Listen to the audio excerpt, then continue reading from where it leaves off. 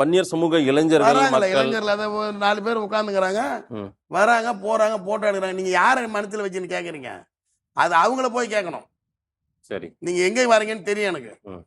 நாங்க யாரையும் மாலை போட்டு மோளம் அடிச்சு கூட்டின்னு வந்து இதை வந்து பாருங்கன்னு சொல்ல முடியாது.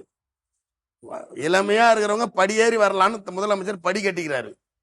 வயசானவங்க ஏற முடியாதுன்னு சைட்ல ரேம்ப் போட்டுக்கிறாரு. வந்து பார்க்க வேண்டியவங்க வரலன்னா நாங்க என்ன பண்ண முடியும்? நீங்க யாரை கேக்குறீங்கன்னு எனக்கு தெரியும். எந்த அளவுக்கு முக்கியமான இடம்னு இந்த சார், இந்த இடத்தினுடைய முக்கியத்துவத்தை சொல்றேன். தேசிய நெடுஞ்சாலை மிக பல கோடி வருமானம் உள்ள இடத்தை கொடுத்து இந்த இடத்துல ஒரு அரங்கம் கட்டுற மாதிரி கட்டி, பக்கத்துல உணவு கூடம் கட்டி, ஒரு சாதாரணப்பட்ட ஒரு நடுத்தர வர்க்கத்தில் இருக்கிறவர்கள் ஒரு சின்ன நிகழ்ச்சிகள் நடத்துறதுக்கோ, அல்லது ஒரு இதனுடைய கான்செப்ட் என்னன்னா, நீங்க வந்து இப்போ ஒரு எக்ஸாம் நடக்குது, ஒரு ட்ரைனிங் சென்டர் நடத்தலாம், அவங்க உட்காந்து சாப்பிடலாம்.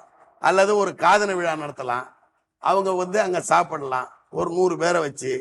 அல்லது முடிஞ்சதுனா ஒரு ரிசப்ஷன் வைக்கலாம், அதை வச்சு அவங்க இது பண்ணலாம். அங்க ஐயா கோவிந்தசாமி சிலைக்கு மண்டபத்துக்கு பக்கத்துல நூலகம் இருக்குது, தேர்வுக்கு தயாராகிறவங்க படிக்கலாம்.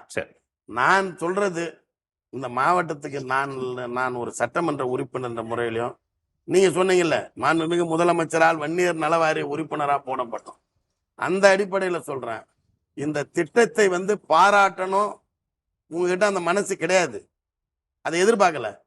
ஆனா இந்த நோக்கத்தை சிதைக்க கூடாது. அது தியாகிகளை அவமானப்படுத்துற மாதிரி.